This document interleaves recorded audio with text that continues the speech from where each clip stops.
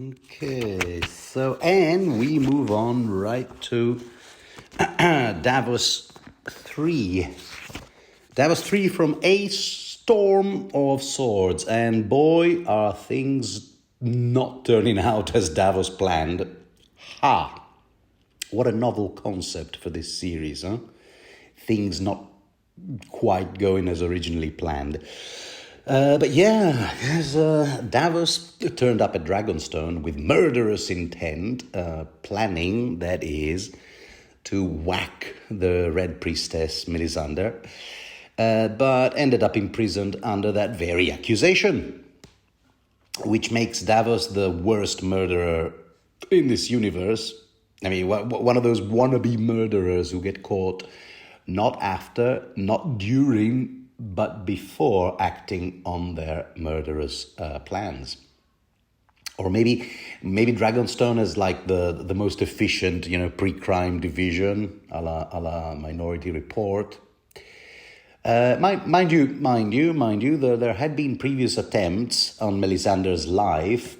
Case in point, the late Clash of Kings prologues POV character Maester Cresson, who learned at his own expenses that the Red Lady is in fact immune to poisons, either through a strict antidote regime or through magic, we don't know. No, but Davos had a more straightforward approach. Right after confessing his intentions to Salador San, he set off to Dragonstone Castle, dirk or dagger hidden under his cloak, all the while muttering to himself, "I will cut the living heart from her breast," there's the quote right there, "and see how it burns," mumble. See, because he wanted to give her a taste of her own medicine, given that the burning heart is, the sigil she suggested Stannis adopt on his banners and whatnot. At which point he was intercepted by Sir Axel Florent, nasty piece of work, that one, who said to his men, "Seize him and take his dirk. He means to use it on Our Lady." Clearly someone talked. We'll see. So there, we open the chapter with Davos in a cell that's warmer than any cell has any rights to be, which means this particular cell must be well below ground level. Legends abound on the reason for that warmth, like there being a direct connection to hell, or at the very least that the castle was built with stones from hell. And this is another chapter opening with Davos convinced he's about to die. This is becoming a thing, dear listener. Of course, given that he barely escaped the Blackwater with his life, the Blackwater battle / massacre / barbecue, and given that after spending a number of days on a rock in the middle of the sea, no food or water, developing pneumonia, the last thing I would have advised him was to head to a castle to confront a sorceress with the intent of killing her, instead of doing what the doctor ordered, that is plenty of rest, water, have a walk every now and then, the usual stuff. So ending up in a cell with his cough getting worse and worse certainly did little to improve his health status. Hence his certainty that curtain time is just around the corner. However, Maester Pylos is visiting him regularly, administering some garlic soup. Don't sneer or curl your nose, dear listener. Garlic is supposed to soothe your throat. I speak from personal experience. And, the whole larynx area. So, yeah, he's been well looked after by the apprentice and / replacement to Maester Cresson. on top of being imprisoned in a cell for VIP inmates, really.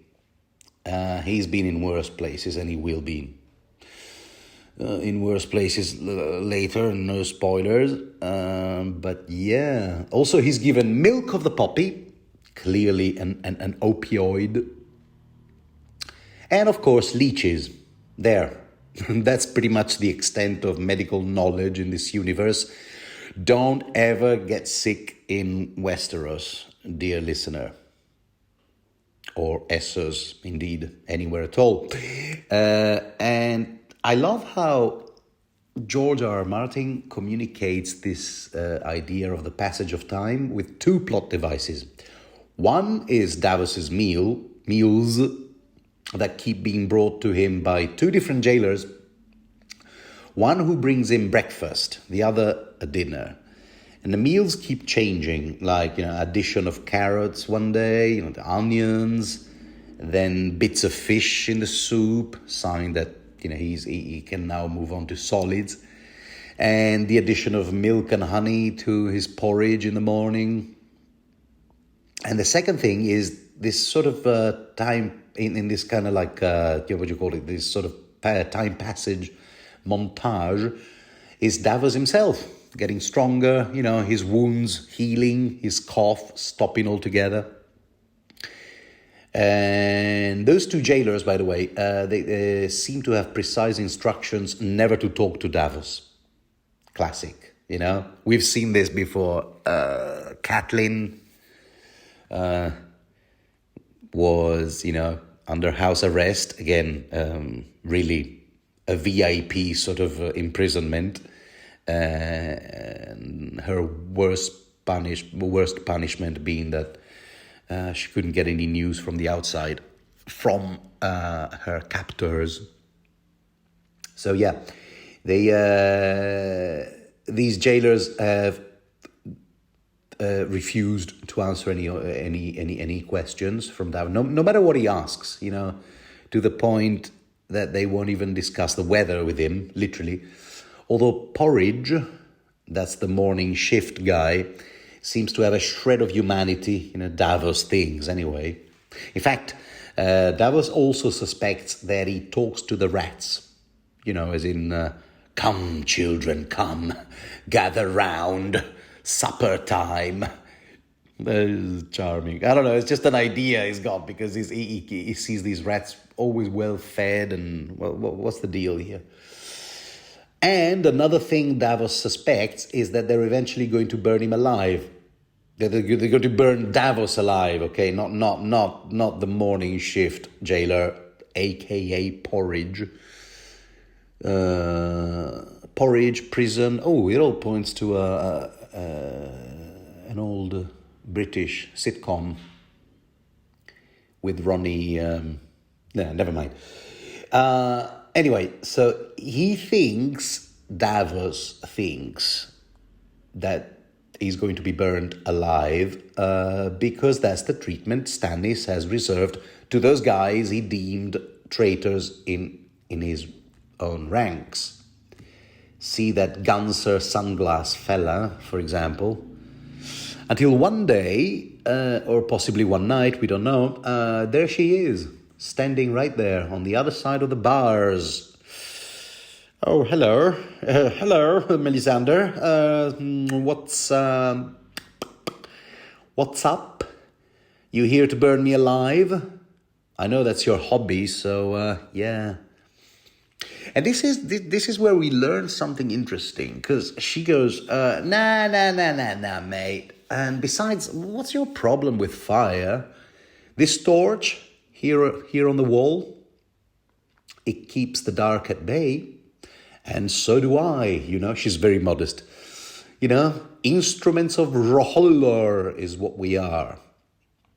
But Davos has an answer to that. He goes, yeah. And I saw you gave birth to a shadow assassin, which was a neat trick. Don't get me wrong. But what has that got to do with lights? Shadows, lights, aren't they opposite?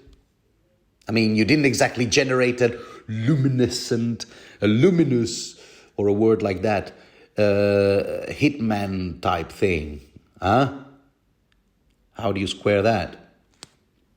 And the interesting thing we learn is this, that for each shadow assassin that was made with Stannis's imprint, seed, mojo, whatever, for every one of those, Stannis has lost a lot of energy.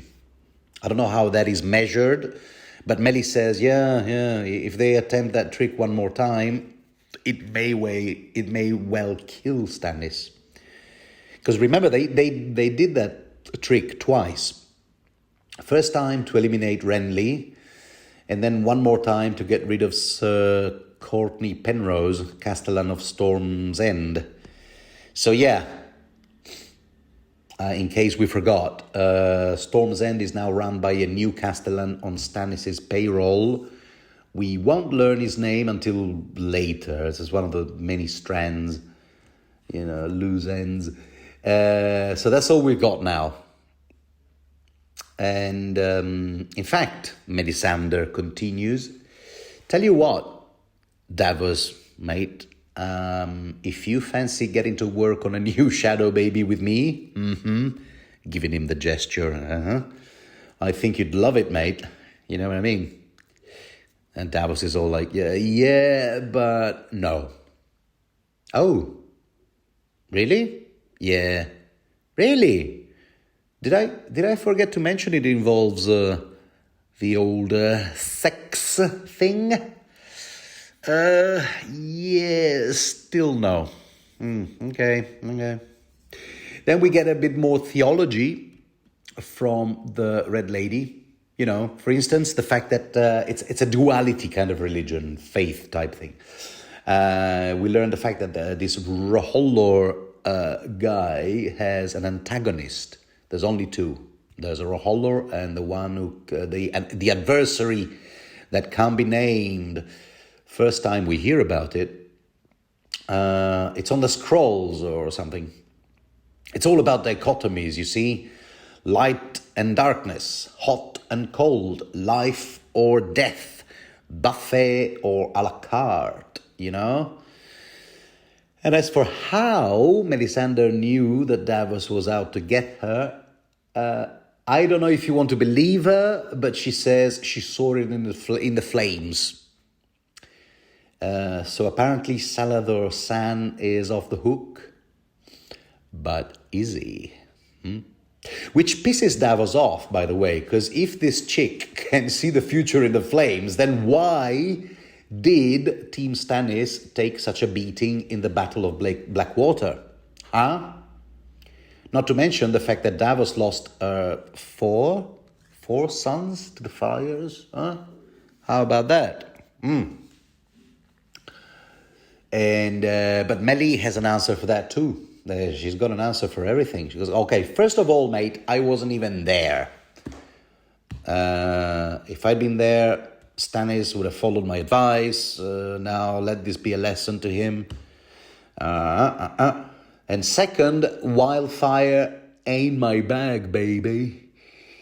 Anyway, what about you? Huh? You wanted to see my heart burn, I hear. What about your heart? She feels him. What about your heart? Is it still there? Huh? To which Davos goes, yeah, well, my heart is full of doubts, milady. All right, mate. Now we're getting somewhere. Better than nothing. Then she quotes some prophecy or other, which I'd like to read to you, if I may. Here we go. Because when the red star bleeds and the darkness gathers, Azor Ahai shall be born again amidst smoke and salt to wake dragons out of stone. The bleeding star has come and gone, Davos man, and Dragonstone is the place of smoke and salt. Right here. Right here, men. Yeah, men. Stannis Baratheon is Azor Ahai reborn. So, what do you make of that? Make of that what you will. But I seem to recall that Dragonstone does have a lot of architectural elements shaped like dragons. So does that mean we're going to see gargoyles come to life like in Ghostbusters? I'm talking about the 1984 Ghostbuster movie. Those gargoyles that possess Sigourney Weaver and Rick Moranis. Is that going to be but dragons this time, not evil dogs. Also, it should be said that Melisandre is actually the one person so far in this saga who thinks that whoever sits on the Iron Throne doesn't matter as long as it's the person equipped to defeat the darkness advancing on Westeros, which many readers take as a reference to the others, the whites north of the wall. And in a nutshell, that's why she's backing Stanislav. That's what I'm going to call him now, Stanislav, yeah. So she thinks Stannis is the chosen one. The good old trope of the chosen one. That's what she says, and I quote, "I have seen him leading the fight against the dark. I have seen it in the flames." So there. Anyway, so Melisandre leaves, and I guess she must have given the impression to be onto something, because Davos, when he's alone and no one is watching, attempts to see stuff in the flames as well, the torch on the wall. But all he gets is teary eyes. He then spends 3 more days in the cell, on his own, until one morning they bring in another inmate. He knows it's morning because the inmate is brought in by porridge. And he's all sobbing and pleading and begging, the inmate, that is, not porridge. And he's denying he's a traitor, but Sir Axel Florent, who's right behind the jailer, is like, yeah, shove him in there to share a cell with Davos. Let traitors enjoy each other's company. Which they do, the new inmate immediately turns around, clutches to the iron bars of the cell door that was immediately shut behind him. He clutches the iron bars, rattles them, saying they're making a mistake, terrible mistake. A trope we have seen a few times in movies. I'm innocent. And here Davos does something beautiful. Something that speaks of his character. Because the new prisoner was literally pushed in the cell, so he stumbled and tripped and would have fallen if Davos hadn't caught him. See, the accent and the speech pattern of this new inmate suggested to Davos that he was highborn, So for all Davos knew, for all he knows, this guy may well be one of those stuck-up, highborn, lickspittles in Stannis' court. Those who have nothing but contempt for the Onion Knight. But nonetheless, Davos's first instinct is one of compassion for his fellow human beings, regardless. He catches him. He goes, "Oh, oi, are you all right, mate? Yeah." Which I think is also what he did in the prologue of A Clash of Kings. First time we meet Davos, when he encounters Crescent on the stairs, didn't he do something like that, preventing Maester Crescent from tripping on the steps? I'll have to reread that chapter. Don't quote me on it. Anyway, so it turns out the new prisoner is none other than Sir Alistair Florent, hand of the king to Stannis. Well, former hand, we imagine, since he's now standing accused of being a traitor. And I'd like to point out Axel's older brother.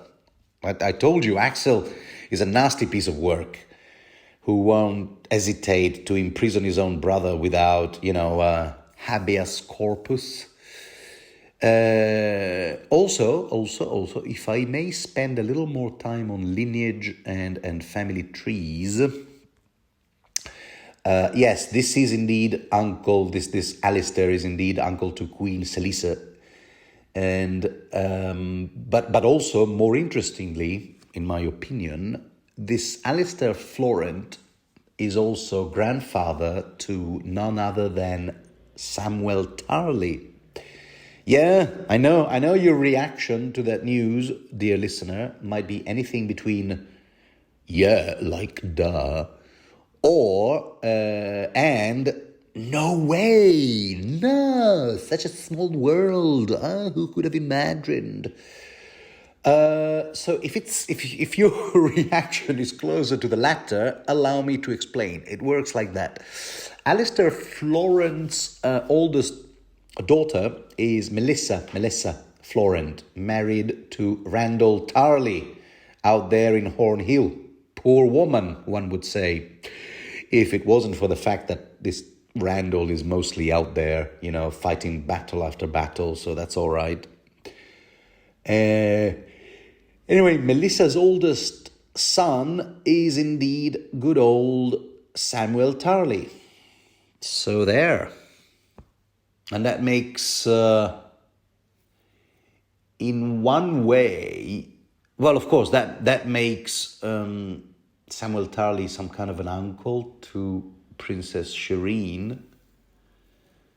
Well, not that that would save him from, executions if he ever made the wrong move. In Stannis' court, no one is safe, regardless of lineage. There's not much nepotism going on in Stannis' court. But my point is, it would be interesting if at some point Stannis and Samuel were to meet, and now we know, knowing Samuel, he will never gather the courage to confront Stannis and tell him, look, you condemned a man, you imprisoned a man, and maybe did worse. That happened to be very dear to me. He came to visit me. He's my maternal grandfather. He came to visit us every Christmas, dressing up as Father Christmas. Ho, ho, ho. Give me little toys that my father would immediately stomp on, going, no, these are not manly toys. You got to give him a sword. I'm just fantasizing. And yes, I realize that was very borderline spoiler territory. So I'll shut up now. So anyway, so they're both there, Davos and Alistair, discussing the Battle of Blackwater, of which they're both veterans, you see. Although, to be fair, if Alistair made it with his skin intact, picked up by the only ship available to salvage what was left of Stannis' ground force, which incidentally could only be Salador's ship, by the way, then this can only mean that Alistair must have been like on the very rear guard, not exactly in the middle of the battle. You go, guys, and then report back to me when it's done, kind of thing. Because you remember that Salador's ship had stayed outside Blackwater Bay, as opposed to trapped inside by Tyrion's massive iron chain. And Alistair, nonetheless, keeps bitching about having lost his armor behind, having had to leave his armor behind when it was picked up, from the camp, leaving the camp with nothing but the rings on his fingers, and he's bitching of that to Davos, who actually lost 4 sons in the battle. So, yeah, how's that? How do you feel now? So, Alistair hears that and goes, oh, whoops, sorry. And he immediately goes, oh, may the which we know he was going to continue with, "May the Father judge him justly." Of course, he was going to. He was raised to the faith of the seven, but so he was going to say something faith of the seven like, but he stops short because he remembers that when one is accused of treason, one might not want to make things worse for himself. Jehovah, Jehovah, how worse could it be? So he corrects himself anyway, and he goes, "Oh yeah, no, may the Lord of Light, yeah, that's the one, that's what it's called. May the Lord of Light and thingies guide them and protect them, I suppose, or whatever it is he does." Also, speaking of faith, Alistair seems to have lost any hope in the war effort, because he goes, "Yeah, the war is lost, man. I don't know why we even continue fighting. The fleet is gone, bar Salador, and who knows how long that guy's gonna be with us. I mean, considering that we haven't really paid him all the gold we promised him. Why? Because we don't have it." And the lords of the narrow sea, all those Valarians and people like that, they're also gone, and it's just us, Florence, against what? Against Lannisters and Tyrell? Yeah, I mean, good luck, right? And all of this, defeatism kind of gives a hint as to why this guy, one of the reasons that what might be one of the reasons why this guy is now in jail, accused of treason, because in Dragonstone, in the Dragonstone police state, expressing doubts about the war effort, or the leadership in general, is a punishable offense. We presume, you're only allowed to clap your hands to the leader, to our beloved leader. And if you stop clapping, if you're the first who stops clapping, it's jail time for you, big boy. But as we learn, Alistair's crime is actually more of an open and shut case. He just candidly tells Davos, I penned a letter. Salador San swore to me that he had a man who could get it to King's Landing, to Lord Tywin. His lordship Tywin, he's a man of reason, and the terms were fair, more than fair. He would have accepted. So, yeah, right. So first of all, did I say Salador San was off the hook? No, I don't know. Shall we also chalk this one up as revealed to Melisandre in the Flames, or is the thesis that Salah has a big mouth beginning to have more merit? Anyway, let's take a look at the content of this letter, penned by Alistair and addressed to the Crown in King's Landing. So the peace terms were, as Alistair tells us himself in the book, here's the verbatim quote, that Lord Stannis give up his claim to the Iron Throne. No. He started on the wrong foot already. And retract all he said of Joffrey's bastardy, on the condition that he be accepted back into the king's peace and confirmed as Lord of Dragonstone and Storm's End. Plus an offer to seal the bargain by wedding Shireen, Stannis' daughter, Stannis' and Selyse's daughter, to Joffrey's brother Tommen. Oh, and while I was at it, continues Alistair. While I was at it, I also put it in small print that it would be nice if the Brightwater Keep and lands could be returned to the Florins. Aha, Alistair, I see now. So that's what this is all about, huh?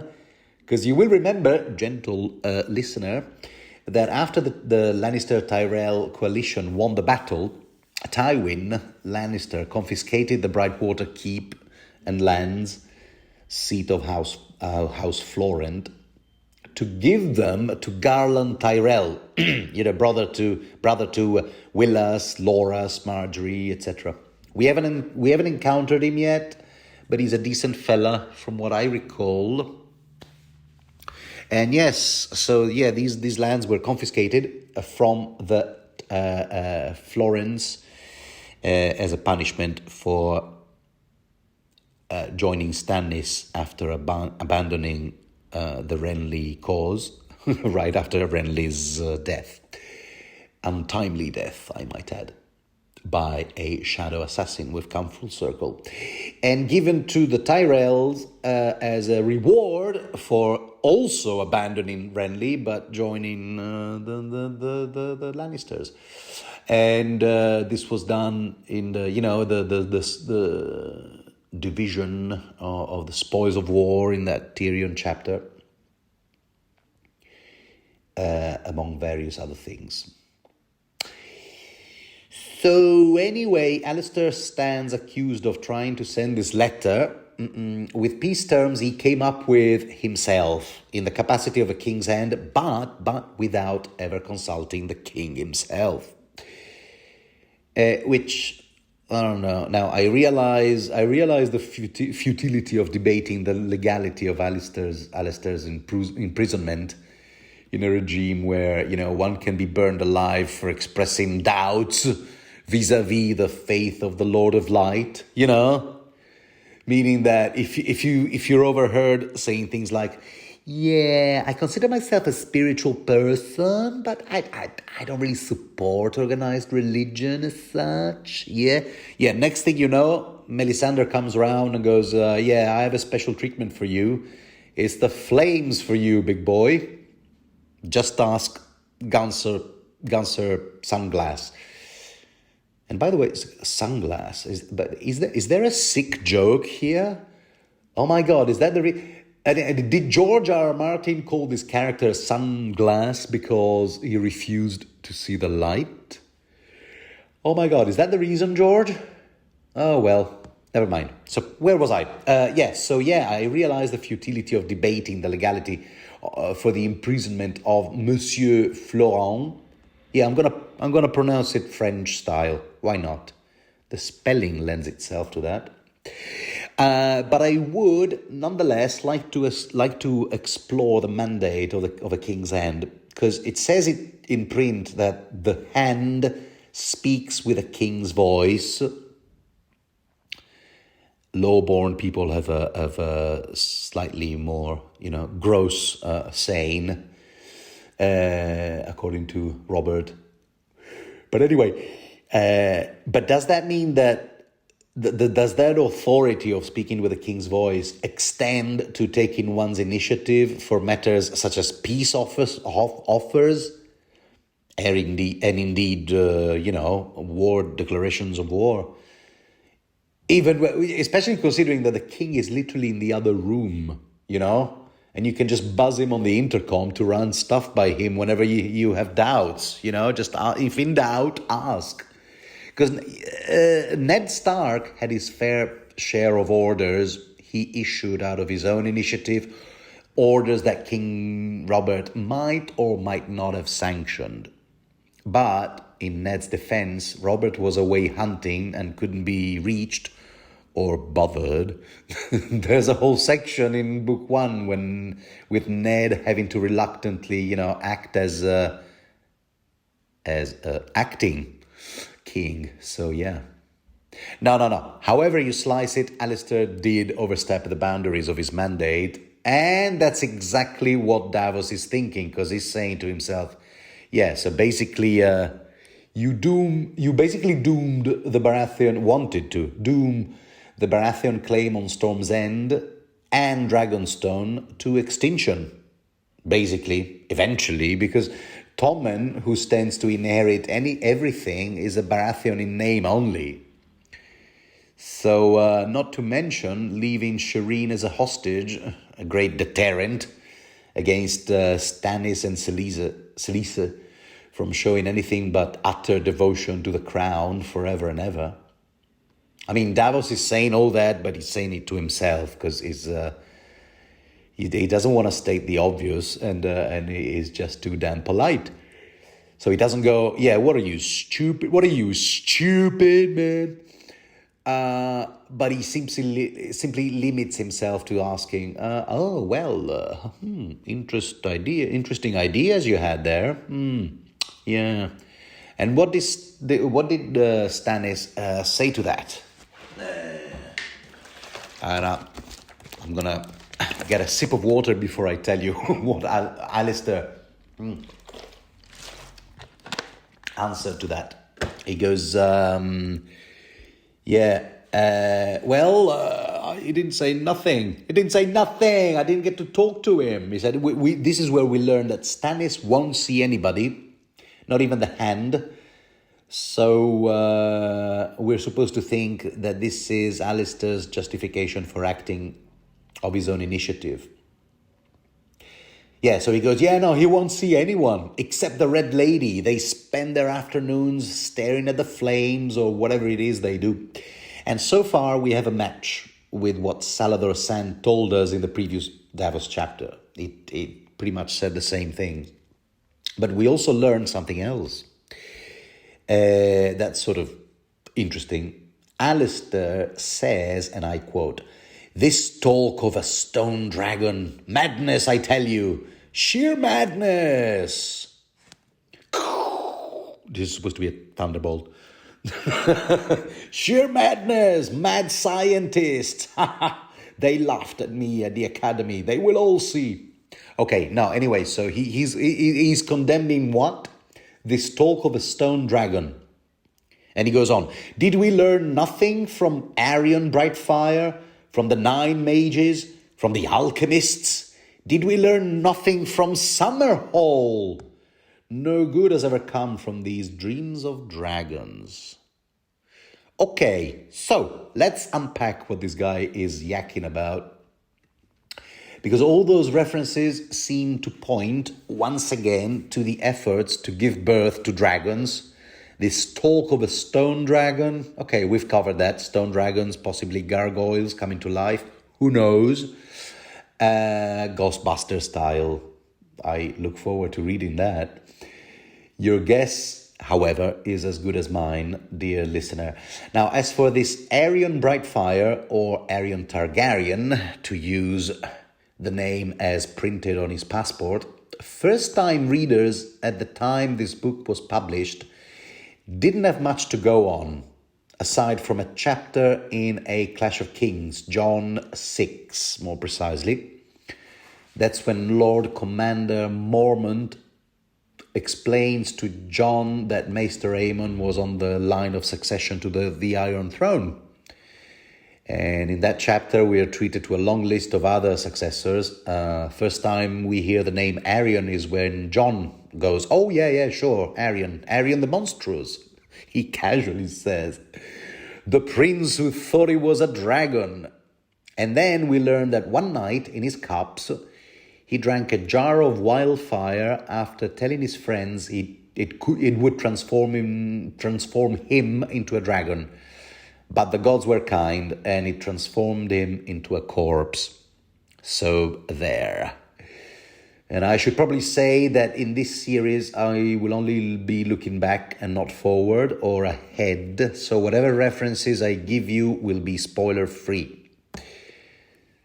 Because we will hear more of this whole dragon business and Arion Brightfire or whatever in the future.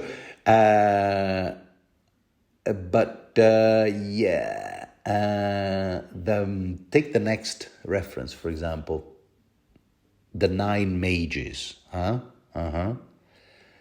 Now, little is known about them, but once again, you'll remember that Miri Mazdur in a Game of Thrones, that's book 1, doesn't count as a spoiler, Daenerys 3. Miri Mazdur was a mage or magi, however you want to pronounce it, and coincidentally, Daenerys' dragon eggs hatched in the same fire where Miri Mazdur was burned alive. Ouch. So do you see the pattern here? Given that Melisandre's hobby is burning people alive, is that what these two, Meli and Stanislav, are attempting?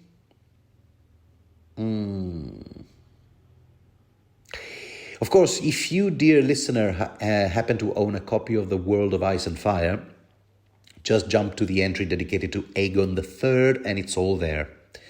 And as for Summerhall, I'll just say this. It appears that this Summerhall tragedy, which we see mentioned here for the first time, I think, is a historical catastrophe of sorts that took place in Summerhall, in the Stormlands, an experiment to hatch dragons that went terribly wrong, we can infer, something involving wildfire, which makes the reference to the Guild of Alchemists or Pyromancers clear enough, I guess. So once again, I ask myself, is that what Stannis and Melisandre are attempting? Presumably minus the wildfire, because Melisandre said as much in this very chapter. She goes, no, the wildfire isn't my bag. That's artificial, that's man-made. It's for, parlor magic trick type things, stage magicians kind of things, a la Thoros of Myr. And B,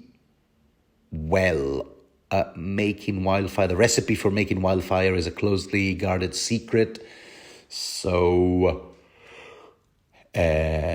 preserved by the pyromancers. And if indeed there was a renegade pyromancer who smuggled the recipe out, now working on Stannis' payroll, I think George R. R. Martin would have mentioned it. So now I think we can rule out wildfire. But yeah, fire is involved,